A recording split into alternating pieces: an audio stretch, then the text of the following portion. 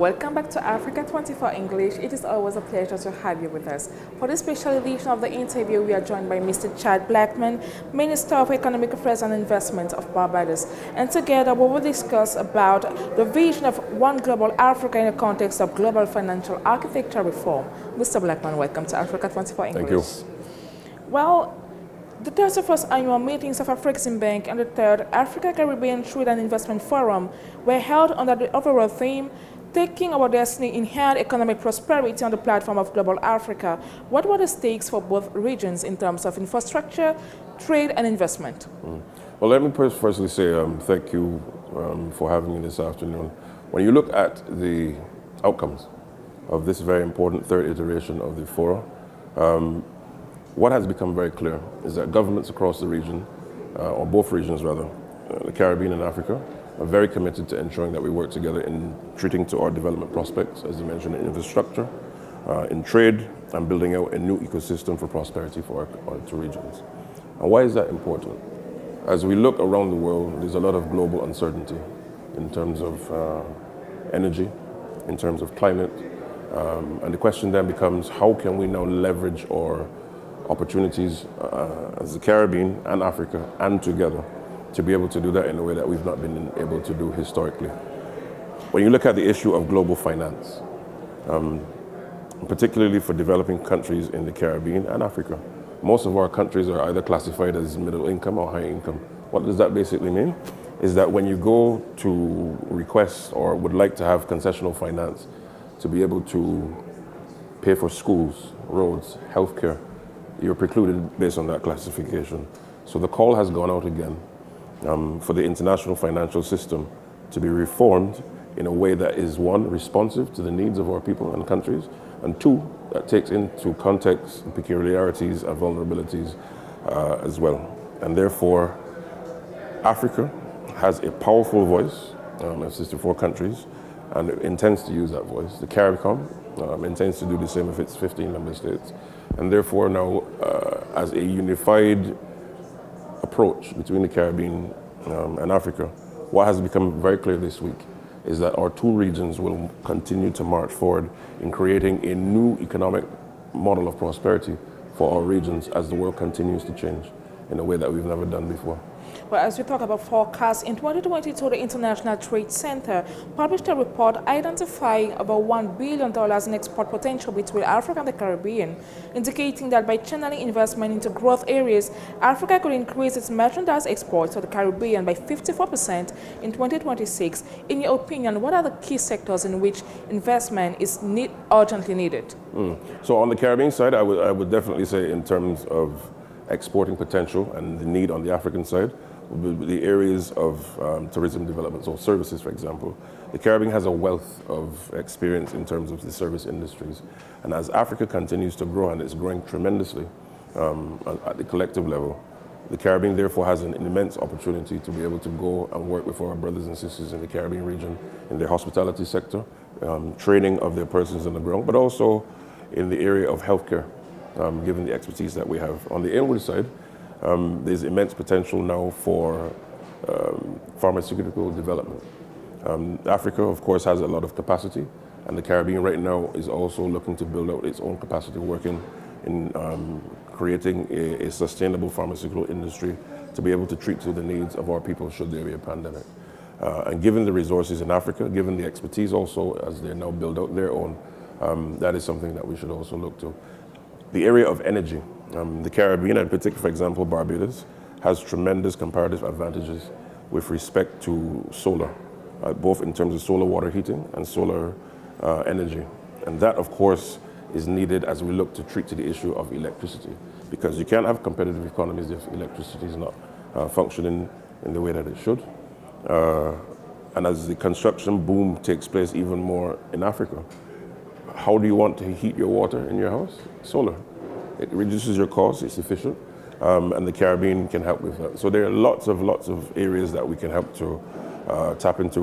But it helps me then to go back to that earlier point, that in order to unlock all of that, instead of one country just trading with each other in the traditional way, if we have a trade bloc between the Caribbean and Africa, it allows, therefore, for seamless trade to take place. So now is the time I want to really call on governments around the world in the context of the Caribbean and Africa to let's look at really how do we now unpack and take forward the idea of an Africa-Caribbean trade area. But when you talk, something that triggers my mind, when we are talking about Caribbean, we are thinking about approximately 20 countries, but on the African side, we have 54 countries. Is there not a risk of imbalance when it comes to trade, for instance, with 54 different voices in Africa, 15 here in the Caribbean? Well, I actually say it as, on the contrary, it provides a strategic relationship for all of us, and I'll tell you why. Trade, of course, whenever there's trade, there's always a trade a surplus, or there could be a trade deficit. But everything is based on what? Demand. So on the inward side to the Caribbean, the goods will come into the Caribbean based on the demand that the Caribbean consumers are asking for. And the reverse is true going into Africa. So what we have to then do is look to see what is the need in the Caribbean, where can this be supplied from Africa? What is the need in Africa, where can this be supplied from in the Caribbean? And therefore that database that President Onrama was talking about this morning is going to be so important because it therefore helps us to see where the opportunities and the gaps are. But equally, as we trade, we should also have matrices to help us to monitor the flows of our trade and say, okay, we have a surplus here, but perhaps there's an area there that needs that to be filled. And using the technology and data in a way that we have not done before, I think now will help us to also treat to some of the issues that you mentioned. But very good point, because oftentimes these issues can lead to dislocations and a little tensions in trade disputes, and we don't want that. But we have to use those lessons from other trade experiences to now help us to navigate that as we move forward. We can learn in a very real way to avoid those gaps. Well, that's good to know. These annual meetings aimed at proposing concrete measures to mobilize resources for Africa and the Caribbean countries' structural transformation. In your opinion, what are the sectors in which decision makers need to set up policies that will enable both Caribbean countries and African countries to enhance the trade, their trade reforms? I would, one word, logistics, logistics, logistics. There are enough goods in Africa to trade with the Caribbean. There are enough goods from the Caribbean to trade with Africa. There are enough goods and services from inward, outward. The question is logistics. Because why? If we have X amount of, let's say, fruit coming from Togo into Barbados or St. Kitts, which ship is going to just ship X amount of volume? It needs critical mass. What's the cost? What's the timeline?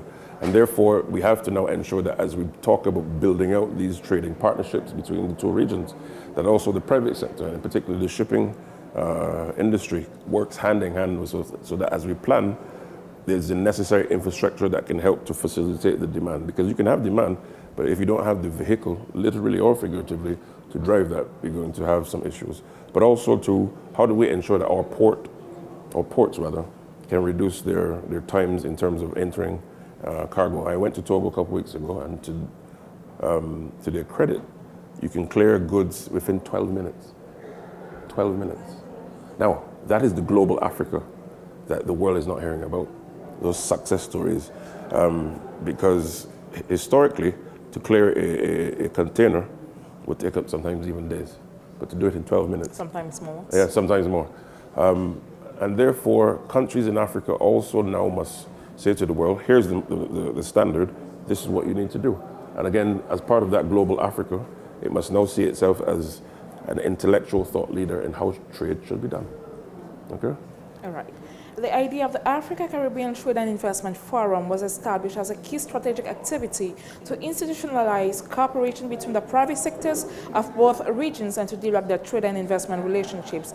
Today, 3 years after, what major advances have been made since then, in your opinion? Tremendous. I mean, what you've now seen, as you mentioned, in its third year, yesterday you would have seen, and today as well, a number of deals have been done between the bank and the private sector from Africa and the Caribbean and both.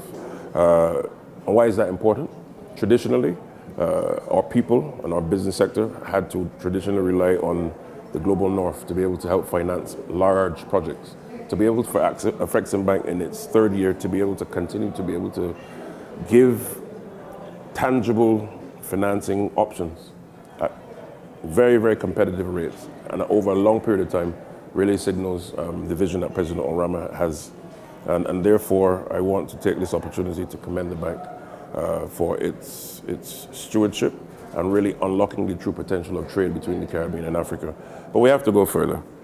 I honestly believe, and the Prime Minister has called for this, if we are to really see the unlocking of all of the areas that we want to see, there's tremendous need for banks from Africa to come into the Caribbean. The Caribbean economies are very stable, so therefore you're entering a stable environment. The return on investment opportunities are there, very well regulated. And therefore, when you look at that platform, it is therefore necessary for us to go after strategic relationships with African banks coming into the Caribbean. So I really want to take this opportunity to say to the banks on the continent, and particularly now speaking for Barbados, that Barbados really wants to work with you as a jurisdiction that is well regulated, strong banking history, to be able to come into Barbados and set up. And more broadly, if I take the opportunity as well, let us look to each other for trade. Let us look to each other for finance. Let us look to each other for infrastructural development. We have excellent infrastructure in the Caribbean. How can our engineers go into Africa and work and do some of those projects? We have excellent engineers in Africa who are doing fantastic designs and infrastructure that would blow the mind. How can they also treat to some of those opportunities that we have in the Caribbean and also treating some of the challenges too? The idea I'm making is that global Africa, and dare I say global Caribbean, must now take every moment to rethink and relook how we engage from a financial basis, from a trade basis, with the objective of ensuring that we can tick all the boxes relative to our own development needs and taking the renewed approach of a renewed Africa and a renewed Caribbean. That's good to know. Thank you very much. Now, my last question probably. Sure. What are your expectations towards Africain Bank, you as representative of Barbados here? Well, my expectations is that one, Africain Bank will continue to be the great player that it is. It is such a proud feeling to see that an African bank, an indigenous African institution, is providing the necessary finance, but not just the finance, the moral leadership, the strategic leadership, bringing our regions together, going into country after country and trying to treat to the needs of those, of our people. And I would simply say to Africain Bank, as I said, to continue, but I would also encourage other governments who are not part of the infrastructure of Africain to do so, to join the family, as it were. Because why? You can see now within 3 years the tangible benefits that we are deriving from this process. So kudos to them. Thank you very much, Mr. Blackman, for answering Africa 24's English questions. Ladies and gents, here comes the end of this interview, but please stay tuned to our programs.